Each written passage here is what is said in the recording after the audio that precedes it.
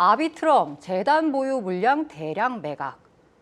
저도 여러 가지 이제 크립토 커뮤니티에 소속돼 있는데요. 사실 지난 주말은 이 아비트럼으로 굉장히 뜨거웠습니다. 자, 최근에 그 보유자들에게 뭔가 생태계 기여한 사람들에게 아비트럼 토큰이죠. ARB 토큰을 에어드랍하면서 게다가 그 ARB 토큰이 업비트 마켓에 원화 마켓에 바로 상장이 되면서 국내 투자자들의 관심도 굉장히 집중된 코인인데요.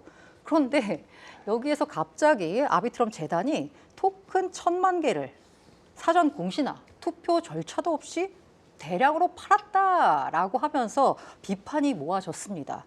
자, 아비트럼에 대한 논란, 우리 정리왕 김동완 대표님이 한번 정리 부탁드립니다. 일단 아비트럼은 디파이를 안 하시는 분은 잘 모르실 수 있어요. 근데 업비트에 상장돼서 뭐 이런 게 생긴다 보다라고. 다만 이제 뭐 그냥 아주 쉽게 설명하자면 최근에 가장 핫한 코인입니다. 네네. 최근 한 달 사이에 가장 핫한 코인이 아비트럼이고 에어드랍을 굉장히 많은 사람들이 받았고 한국에서도 많이들 받았거든요. 그래서 저도 조금 받았습니다. 네. 그래서 이게 갑자기 꽁돈이 생겼다. 맞아요. 그런 그래서 느낌? 사람들이 굉장히 좋아했던 그런 코인이고요.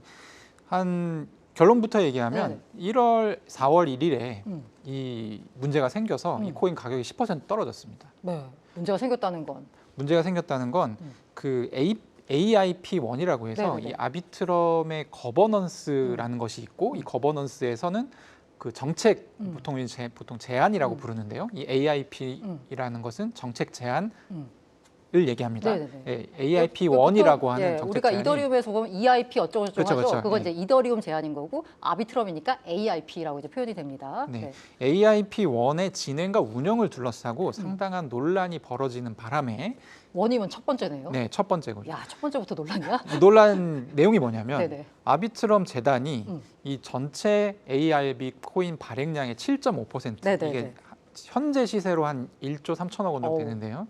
요거를 재단한테 몰아주고 아비트럼과 관련된 생태계 운영에 들어가는 비용을 재단에서 내라. 네네. 요게 이제 AIP1의 내용입니다. 네. 그래서 여기 이제 찬반 투표를 하게 돼 있어요. 네네. 투표 결과가. 그래서 사람들이 열심히 투표를 하고 있었어요. 네네.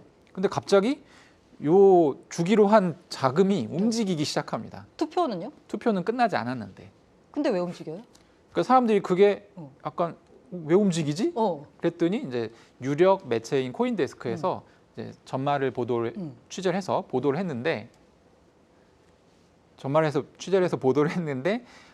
어쨌든 투표 결정이 안 됐는데 이게 왜 움직이냐? 그래서 이제 신뢰성 관련한 문제가 불거진 것이죠. 그래서 결과적으로 10% 떨어진 가격이 아직 회복이 안 되고 있습니다. 야, 근데 이게 그 보통 이제 그 아비트럼 토큰, ARB 토큰 같은 경우에는 쓸모가 이제 거버넌스 토큰이란 말을 하잖아요.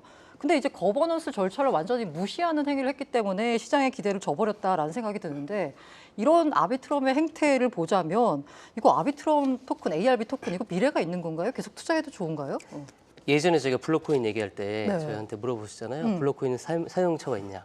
그때 거버넌스밖에 없다. 네, 맞습니다. 사실 사용처가 거버넌스밖에 없는 건 뭐 새삼스러운 게 아니에요. 네. 그런 알트코인 많죠. 하지만 이런 식으로 막 배신하는 거는 그렇죠. 그만큼 거버넌스밖에 없다는 건 거버넌스가 가장 중요한 부분이라는 거고 실제로 그 재단이라든지 프로젝트 팀이 이상한 행동을 해가지고 망한 코인들이 너무 많잖아요. 맞습니다. 근데 이제 그런 걸 보다 보면은 이제 거버넌스라는 모델과 중앙화된 이 조직과 그리고 이제 분산 생태계라는 이 부조화가 일으킬 수 있는 이제 문제점이라고 생각을 하고 저는 수많은 재단들이라든지 혹은 거버넌스 토큰을 보유한 곳에서 경각심을 가지고 제발 신뢰를 회복하는 데 초점을 줬으면 좋겠어요. 네, 맞습니다. 보통 투자자들이 더 똑똑해졌거든요.